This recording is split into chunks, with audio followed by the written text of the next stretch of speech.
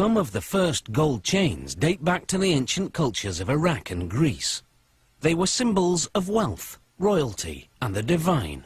Luckily for us, jewelers now make these personal treasures more affordable and more durable than ever. In this factory, all that glitters is gold.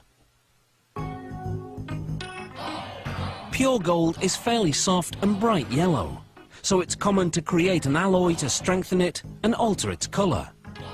Copper lends a reddish hue, and brass helps the alloy melt more quickly than gold and copper would alone. Depending on the ratio, adding these metals produces 14 or 18 karat gold. The mix is melted in a crucible at more than 1,000 degrees Celsius.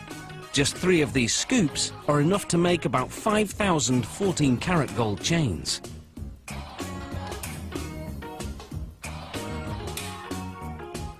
The molten alloy is poured into a casting machine.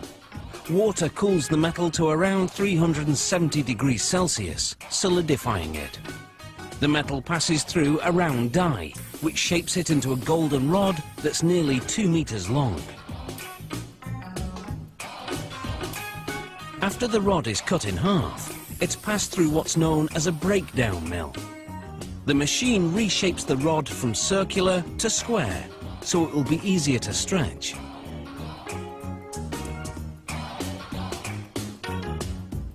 The next stop is called a tandem mill. It has 12 rollers that stretch the rod until it's as thin as a piece of spaghetti. As it emerges, rollers shape the rod into a coil that's 24 meters long. The coiled metal is softened in an oven. Then what's now a wire is uncoiled and continues to stretch as it's passed through a die lined with industrial diamonds. To prevent overheating, the machine sprays lubricant to cool the wire while reducing it to the width of a human hair, its final size. The wire then winds into a spool, almost 3 kilometers long. Next, 32 of the spools are unwound, and the wires are run through another oven which softens them further. Just in case you're thinking working here is a golden opportunity, you should know that security is very tight. Employees must pass through metal detectors before going home, and wearing jewellery to work is strictly forbidden. This machine makes what's called cable chain. It passes wire through a link and closes it to make another link. The machine makes 600 links per minute. Here, a random quality check is being carried out. This machine makes a Venetian-style chain. The wire passes through a channel, where mechanical jaws bend it over a die to make a link with the preceding. To make what's called a spider style, this machine passes a wire through up to 5 loops before closing the link.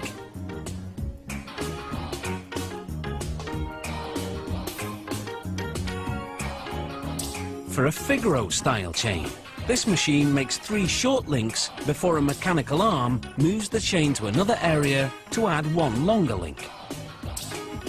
The arm then moves it back to add 3 more short links.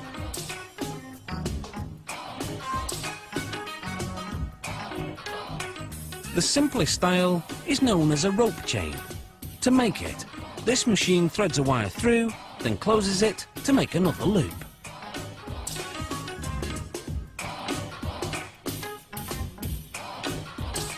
The finished chains are coated with a lubricating powder that prevents the links from sticking to each other during the next step, when the chains are heated to 815 degrees Celsius. This activates a soldering agent, which was added to the metals earlier. It fuses the ends of the links to each other. This machine welds a link to a clasp on the chain. A tag indicating the gold quality goes onto the clasp. Finally, the chains go through 4 chemical baths, which clean them thoroughly. Then they're plated with a layer of 14 or 18 karat gold, which creates a more vibrant finish. After one last quality check, these chains are ready to dazzle their way to a neckline near you.